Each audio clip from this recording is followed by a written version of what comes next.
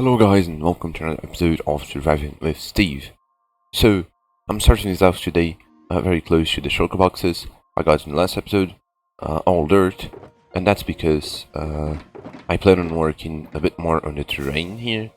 So, my original plan was to have only 2 layers. I'll be making the second layer today, but I think I'll have to make a third one at least, since my idea is to expand the city over here, and the houses are quite big compared to the mountain. The terrain actually looks big, but once you put a house by the side, it won't look that big. So, I already started doing some planning on creative, so let me just go to that. So here you can see how it is now. And with that I can explain a bit more about the process. I've done that part on the side, but you can see that the entire thing is still incomplete. So I changed here to andesite to make a better transition, and the whole thing seems a bit too flat now, but I think once I actually add the rest of the blocks it will look much better. So here, just to explain a bit of the process, I go one block back every type of block. So I have stone, then andesite, and then clay, and then here I have to do it differently because it's way too tall. So to don't make very straight lines, I had to go 2 blocks back for each block type. I'm only using stone, andesite, and clay. I'm not planning on using any other block, but I think that that palette really looks good. And here, let me just try to show how I do it. So I place the dirt. The dirt is actually the last thing. I've done it there as well as on this lower one. But then all I need to do is place some blocks in the corners, as you can see.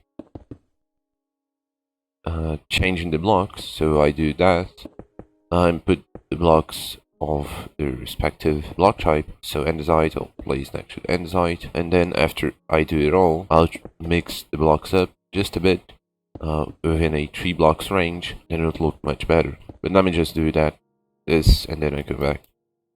So here it is. It's looking a bit weird, but that's mostly because of 2 factors. The first one being the dirt on the top. It limits the height of the clay, and it takes off a bit of that flatness that I'm having right here. So here you can see that the clay cannot go all the way to the top, and this really makes a difference. But the other factor is, of course, the blending of the blocks. So if you look, there are only straight lines between the clay and the andesite and the stone, which doesn't really look good, and you can see the difference from below. The stone and the andesite, it's not that noticeable, but the clay and the andesite, that really is. But that's basically it. So I'll do it all in creative first, because I want to get this terrain as good as possible, and it's quite a long process to do the entire thing. So it should take me some time, but then I come back to show the result. So here's the final result. It looks a lot better with all the things done. You can probably tell that I've done texturing. I added the grass on the bottom to make a smoother transition between the terrain and the grass. And here you can see the texturing is all done. It doesn't look as flat as before. Now that I've placed all the blocks, I'm quite happy with the result. I think it looks much better than with just 1 layer. It looks way more complete. I was thinking about doing a bit of that section, but I'm not sure if I'll do it right now, because the thing of this project is, if I want to make a 3rd layer, it'll directly affect that part there, and that's a bit annoying to do it, because I need to always think about my next step. This just slows down the process and makes it not so fun to do. But that's it. So I'll just make a schematic of it and start building its survival. So let's go to the time lapse.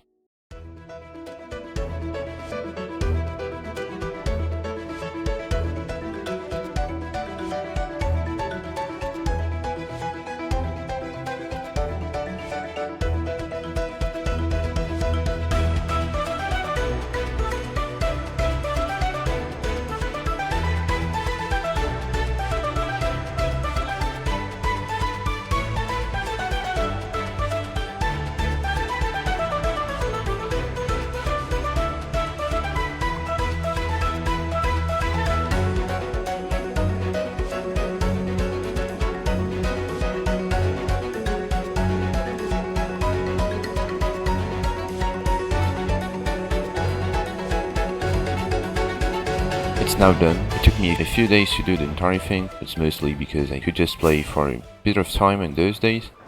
But it just looks amazing, especially from the house, from over here as well, because it's not possible to see the parts that are not finished. So it looks quite complete by looking here. That part, the section that I said I tried to do, it was not looking good. But then, now that I've built it, I went to work in the area of the forest here. I've been postponing to make those trees for over a year now, and I think that making it will just make the whole world look way better, because even though it is, in my opinion, it's quite beautiful, all those flowers, it will look much better with the trees. So to just explain a bit, the way I make my custom trees, I'll make this one recording, and then the rest will be in time-lapse. But I got those trees from people on the internet, so this one is by the Mystical Sausage, as well as that one over there. That one, I mean the type of tree. This one is by Whip, as well as this other one that's a bit different. And I applied the concepts that I learned watching those videos to other trees that I've designed here. So that one over there, the one on top of the house as well, and the ones in the village here. So to begin things, let me just grab a few logs, some leaves, and some fences that I'll be using to make this tree. By the way, I'll put the link of the videos that I got those trees in the description, so if you want to watch those, it will probably be a bit better. But then, to begin, you just go a few blocks high and start making the branches. So this branch technique, it's what I use for most of my trees. Now, the one on top of the house, I use the one that's about that you focus more on making the shape of the house. But that's a bit different. And here you can see that I used different types of fences to make different types of logs. So if you use a dark oak fence on this tree, it'll blend a bit better with the spruce log, but I prefer to use the spruce fences. But as I was saying, this branch technique is what I use the most in my trees. The one on top of the house, I focus on the shape, so it's a bit more similar to the one that designed by Whip, but then I prefer to do the branch one. It's just easier to build, and the end result, in my opinion, is a bit better. And here you can see the shape. If you look here, there's a empty space over here, so we should try to take that off. Maybe if I invert the branch, it'll look a bit better. But no, it's just it's just bigger.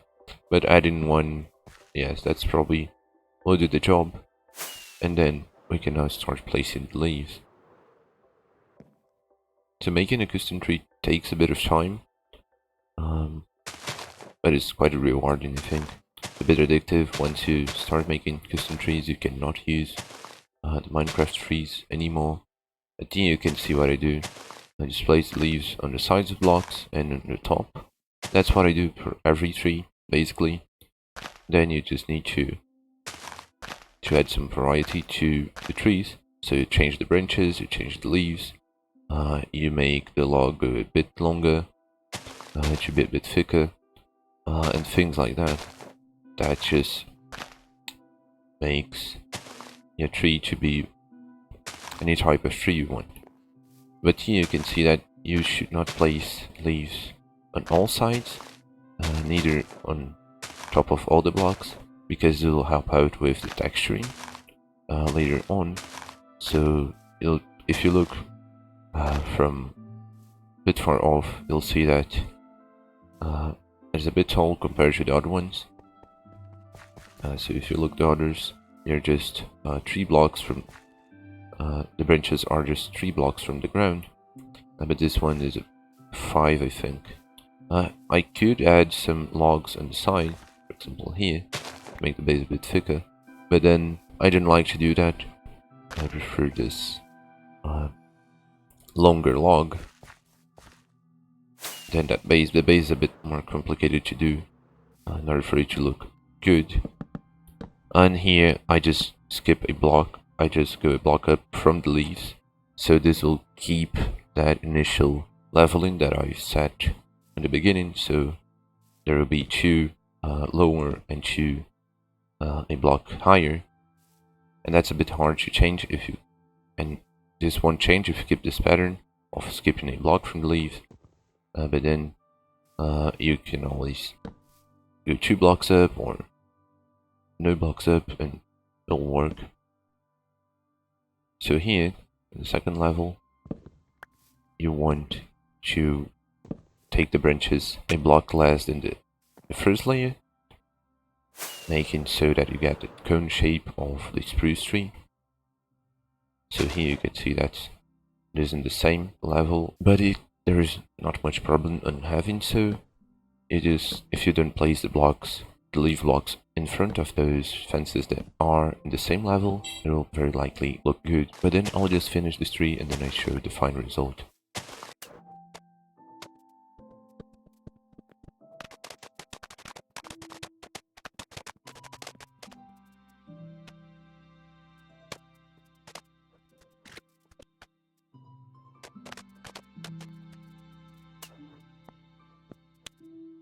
So I'm done with the tree. As you can see, it is looking quite nice. You just have to place a few leaf blocks here.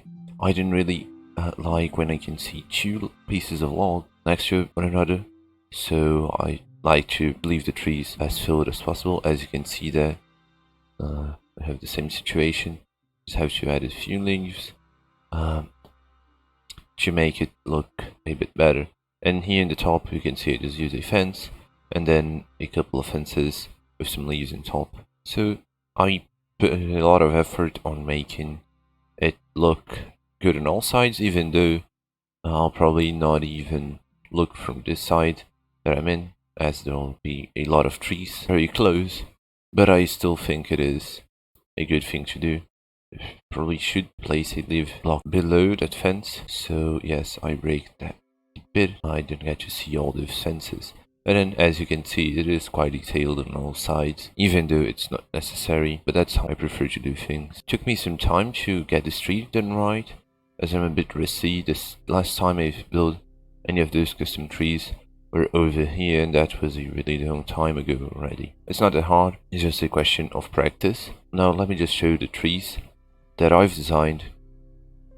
So this one is the one I said that I've focused more on the shape, so you can see that the branches are basically placed after you have the shape of the canopy of the tree, so the branches are not defining the shape of the canopy.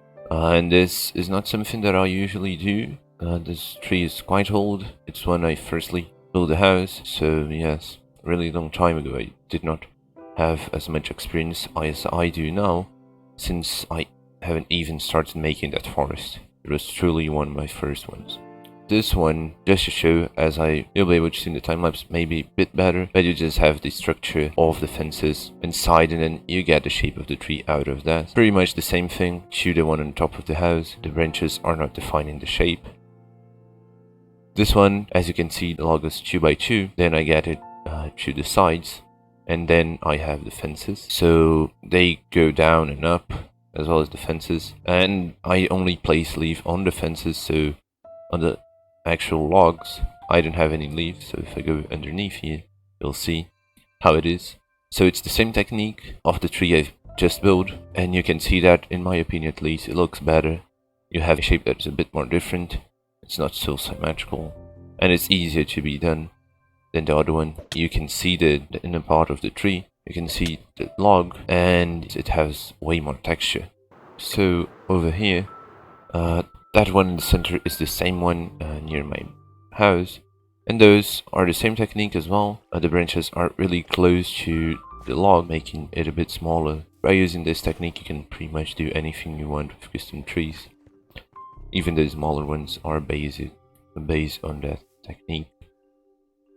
So this is what I use to make every tree. And now that I've showed that and explained a bit better, let's go to the time lapse of me building the rest of the trees.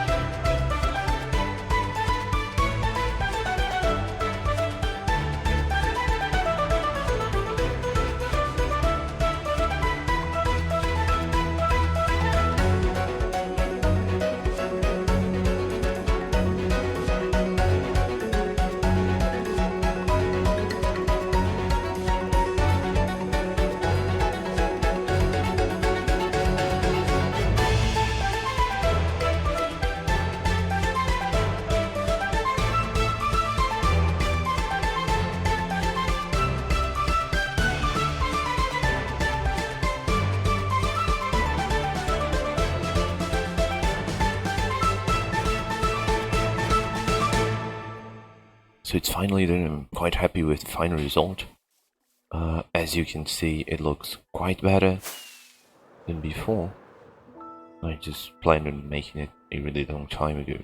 It took me more time, I think, than making the actual terrain, and because it's a quite long process. Every bigger tree takes, I don't know, 20 minutes, the bigger ones, and the others take about 10, I think, for each. And here, the smaller trees I place way less than the oldest section of this forest. So if you look here, it's quite easy to walk, and over here it's not as easy. So you can see that I've placed way more of those. So here, seen from the top view, it's really nice, feels way more complete than before.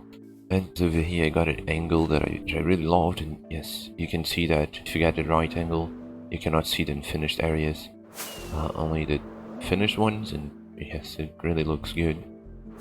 Really looking forward and completed this entire project, so every angle is a good angle.